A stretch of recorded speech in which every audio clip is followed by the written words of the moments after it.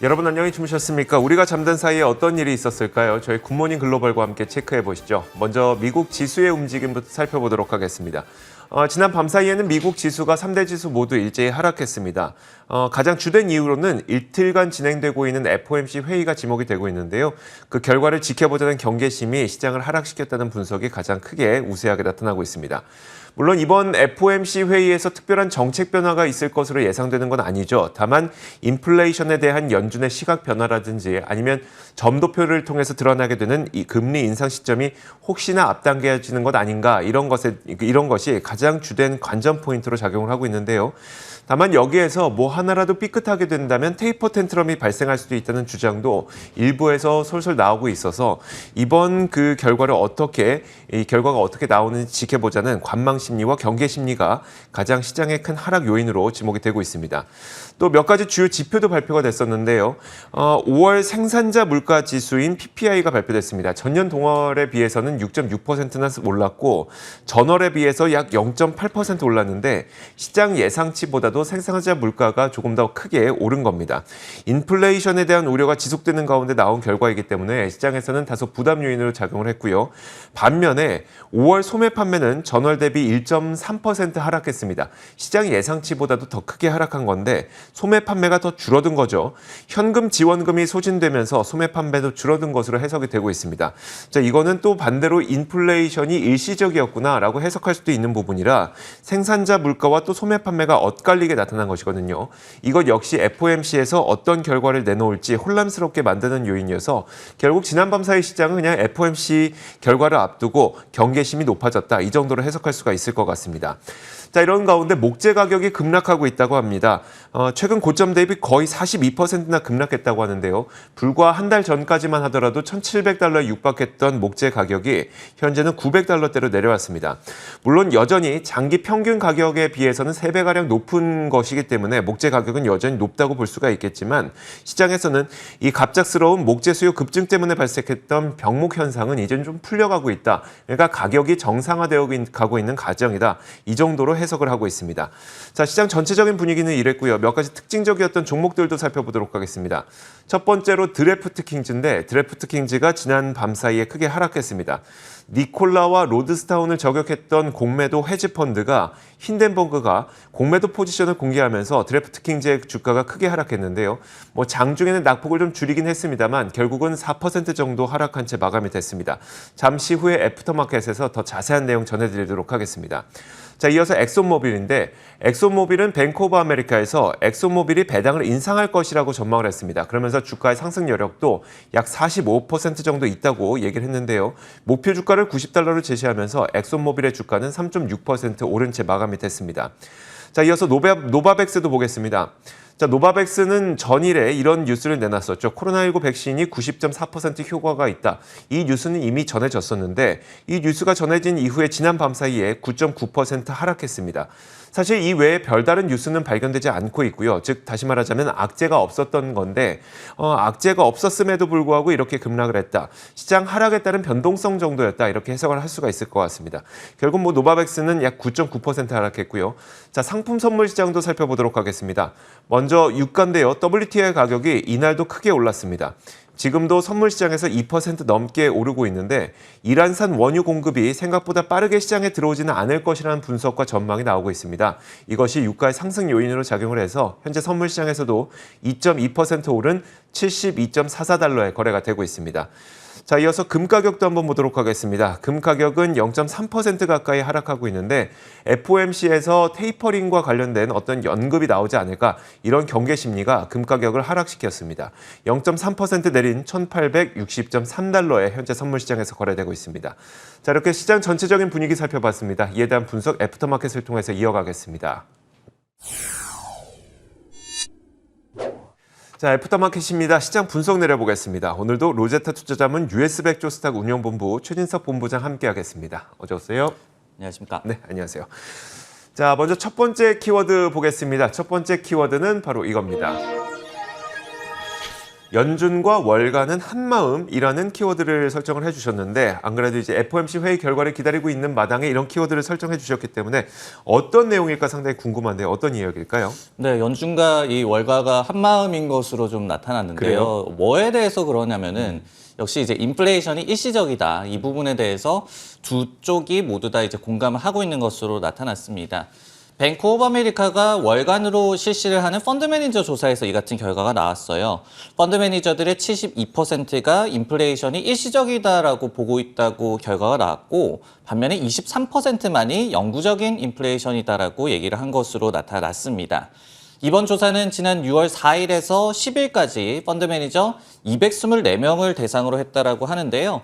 결국은 이제 펀드를 운용하는 이 운용력들도 인플레이션이 가속화되기는 하겠지만은 결국은 정상 수준으로 회귀할 것이다라는 점을 예상하고 있다라는 점이 이번에 드러났습니다. 한편 이제 상품 매수가 이번에 가장 쏠려 있는 트레이드, most crowded trade로 꼽혔는데요. 펀드 매니저 26%가 이 상품 매수로 굉장히 투자가 쏠려 있다라고 얘기를 했습니다. 지난달에는 순위에도 없었던 상품 매수입니다. 하지만은 단숨에 이런 원자재 트레이드가 비트코인 이 롱 포지션을 제쳤다는 그런 결과가 나왔습니다. 한편 펀드 매니저의 75%가 세계 경제가 계속해서 개선되고 있다라고 응답을 했는데요. 하지만은 전달에 비해서는 같은 응답 비율이 9%포인트 줄어든 것으로 나타났고요. 이 테이퍼링과 관련한 응답을 좀 보면요.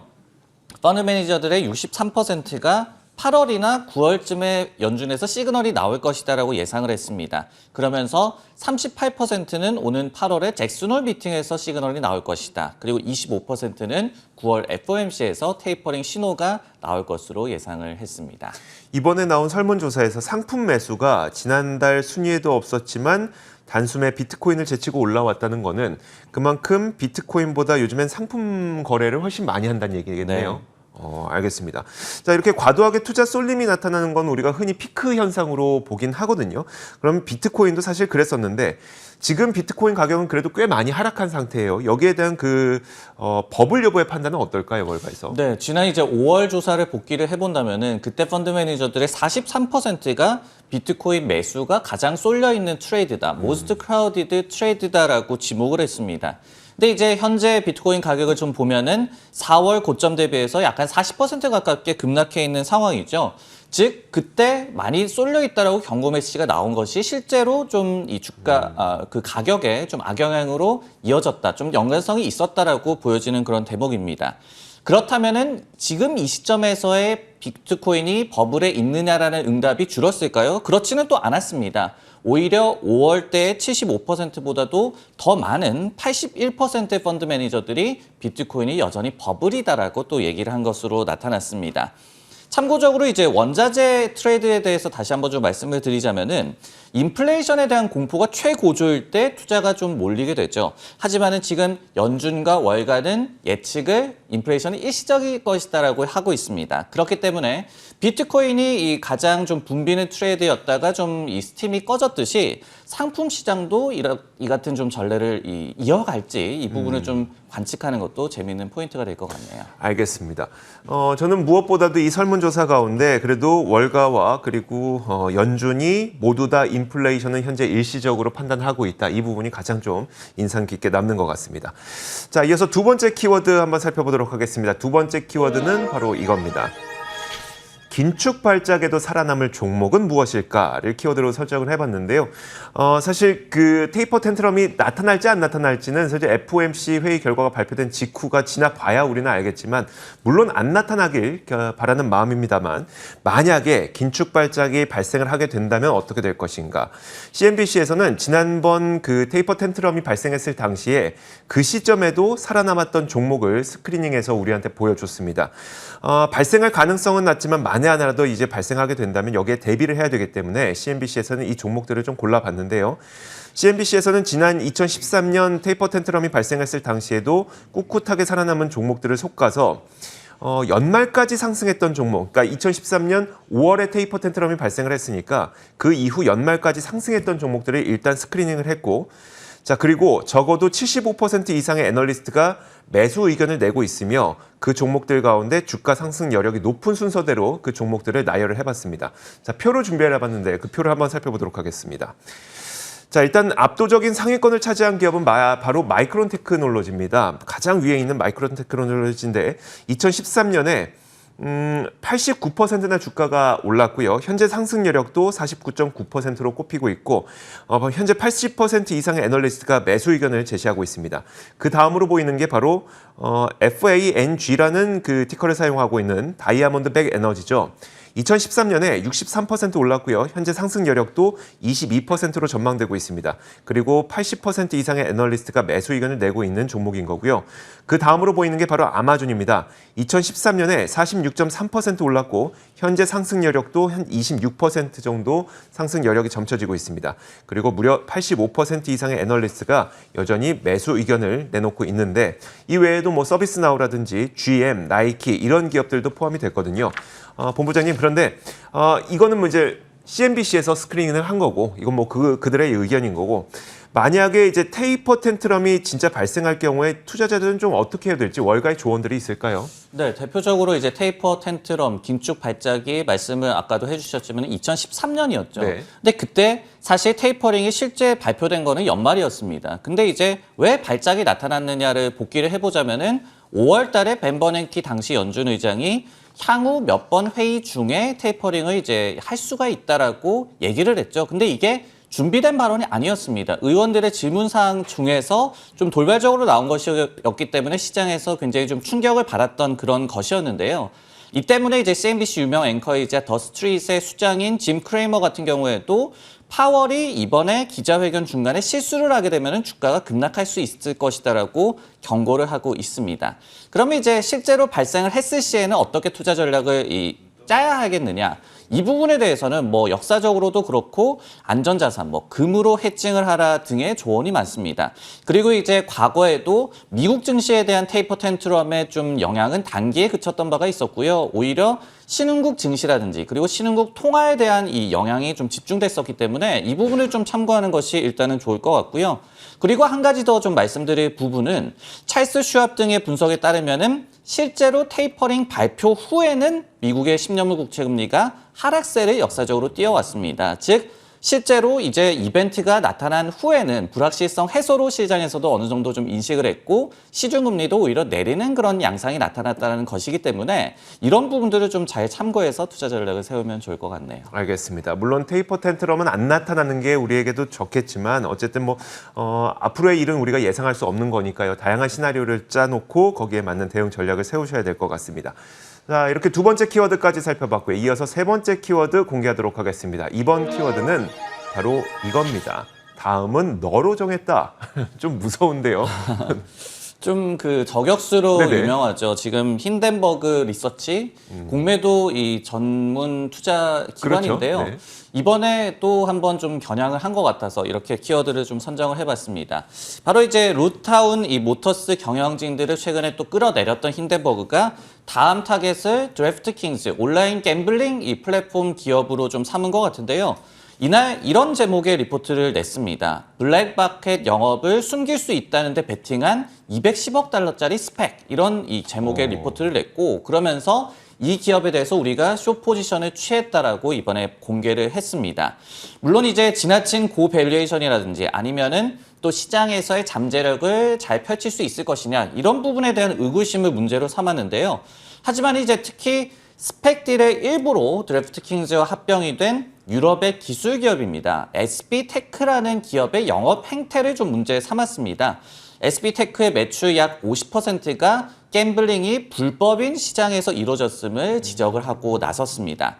드래프트킹즈에서도 반응을 나타냈는데요. 주가를 끌어내릴 만한 동인이 있는 공매도자가 쓴 리포트라고 얘기를 하면서 SB테크의 사업 방식에는 자신들이 파악하기에 문제가 없었다라는 반응을 일단은 내놓았습니다.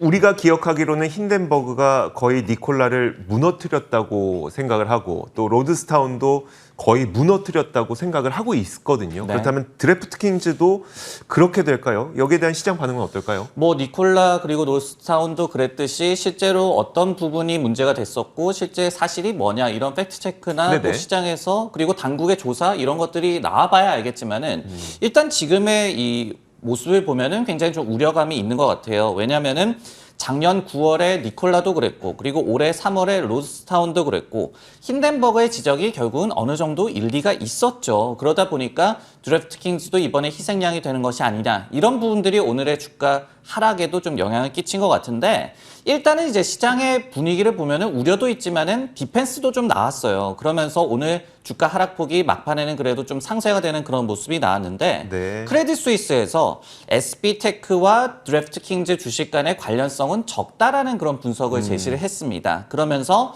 또 현재는 다른 회사 플랫폼을 사용하고 있기 때문에 문제가 적을 것이다라고 얘기를 했고요. 그리고 이제 최악의 경우라도 SB테크 관련된 문제가 현재 사업에는 영향이 없을 것이다라고 얘기를 하면서 오히려 캐나다에서의 온라인 갬블링 합법화 등의 호재를 앞두고 있기 때문에 이런 하락이 저가 매수 기회로 작용할 수 있다라고 디펜스를 일단은 했습니다. 앞으로 또 어떤 기관들이 어떤 투자 의견을 내놓을지 좀 더 지켜봐야 될 것 같습니다. 그러니까요.